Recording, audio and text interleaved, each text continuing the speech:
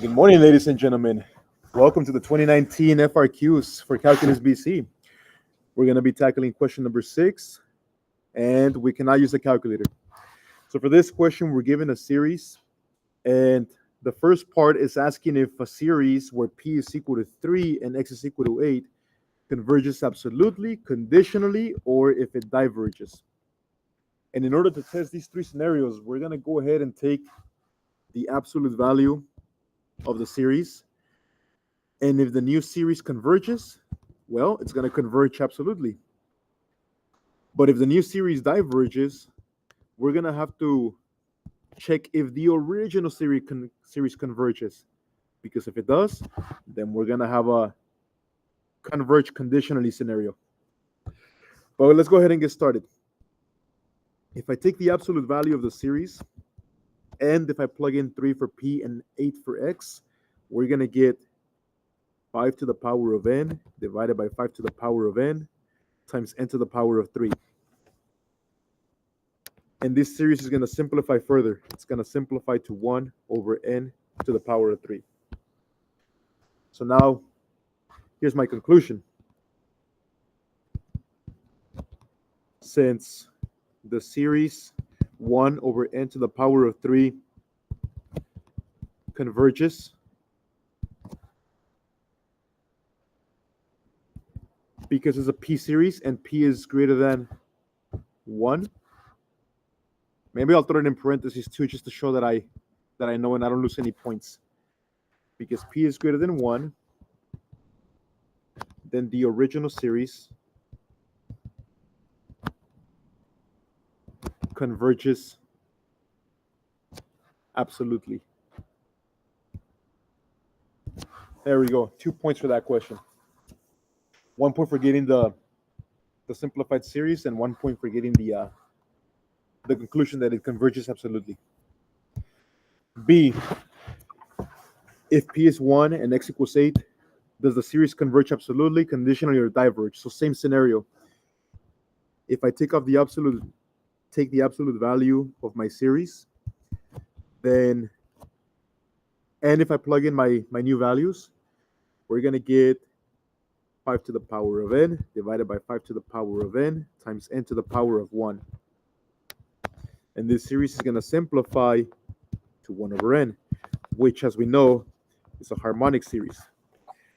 It's a very special kind of p series where p is equal to 1. Hopefully, we all know that this series is going to diverge. And because this series diverges, we have to go back to the original series, and we have to check if that one converges. So n is 1 to infinity of negative 1 to the power of n plus 1. Now, we did plug in x equals 8 and p is equal to 1, right? So we have 5 to the power of n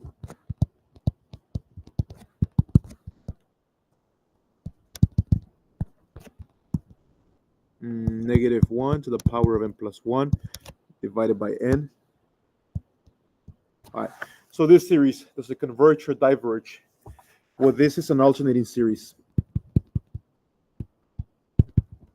And an alternating series has to meet a couple of conditions in order for it to converge. One, the limit as n approaches infinity of a of n, which is this piece right here, has to go to 0, and it does. And the next term has to be smaller or equal to the previous term. And it does do that. Because if you start listing out the terms, the absolute value of them, we're going to get 1 over 1, 1 over 2, 1 over 3, and so on. So the next term is actually getting smaller, which means this series converges. The original series converges. The absolute value version of the series diverges. So this takes me to the conclusion that the original series converges conditionally.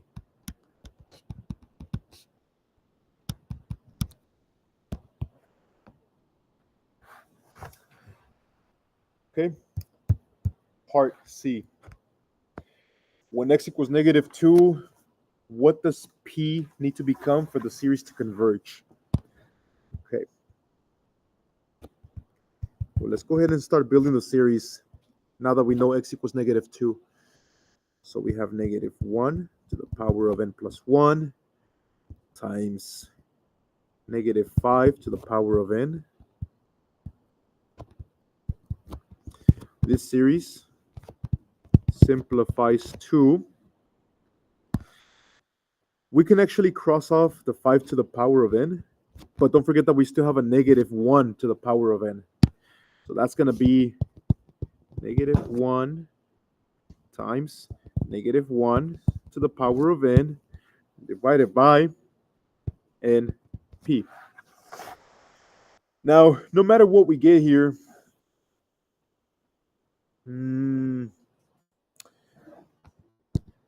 because we're dealing with multiple -1s up in the numerator, we can simplify this series down to a -1 over n to the p.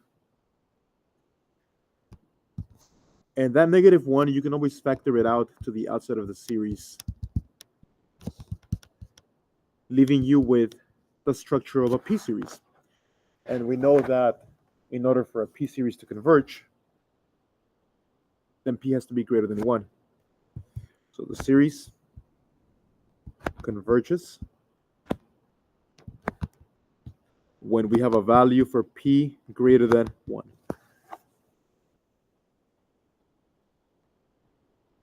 Okay. And then the last piece, question D. When p is equal to 1 and x is equal to 3.1, the series converges to a value s. The first two terms of the series, we need to use the first two terms to approximate s. All right, so let's go back to the series here. -1 and plus 1. And we have x minus 3. So 3.1 minus 3 to the power of n divided by 5 to the power of n times n to the power of p. All right, before I try to find the first two terms, why don't we simplify the series? It's going to be 0.1. Okay, so that's my series simplified. And I'm supposed to use the first two terms to approximate the partial sum. So all you got to do is take n equals 1, plug it into all the n's, and do it again for n equals 2. So let me backtrace here. So if I plug in 1, we're going to get -1, 1 plus 1 times 1 over 10 to the power of 1 divided by 5 times 1. That's the first term. Now if I plug in 2, we get -1, 2 plus 1, 1 over 10 to the power of 2. Then we get 5 squared times 2. I took my decimal 0.1 and I made it into a fraction, but you don't have to. You can keep it the way it is. But let's see what we get out of this. Okay, this becomes positive because we're squaring a negative. And then we get 1 over 10 divided by 5. I think it's best if you multiply by the reciprocal. Plus, this part right here is going to be negative. So I'm actually going to go back and fix this. 1 over 10 squared is 1 over 100. And divided by 50, I'm going to go ahead and just say that I'm going to multiply by 1 over 50. This becomes 1 over 50 minus 1 over 5,000. Okay. And in order for me to find this difference, we're going to get a common denominator. The first fraction needs to be multiplied by 100. 100 over 5,000 minus 1 over 5,000 is 99 over 5,000. That's the partial sum. That's what the first two terms of the series add up to. But there's a second thing we have to do. Then we have to use the alternating series error bound to show that this approximation differs from the actual sum by a very, very, very small amount. So here's the second part.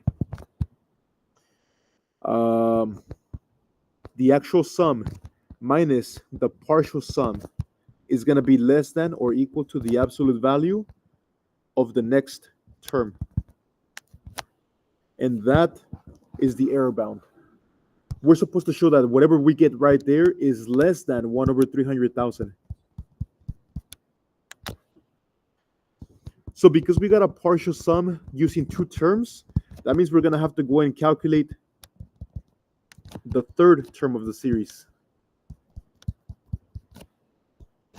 So A of 3.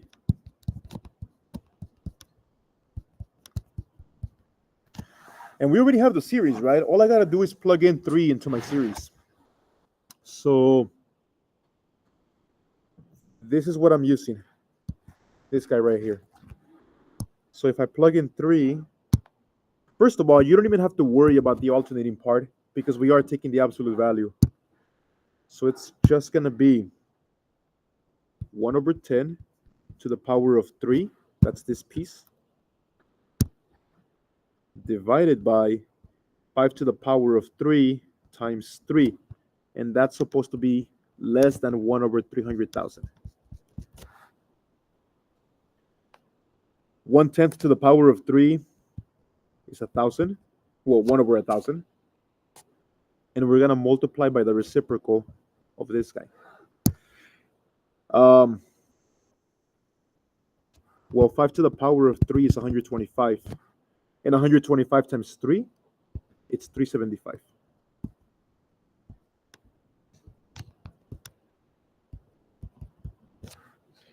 $1,000 times 375. You can just write the 375 and go ahead and put 3 zeros.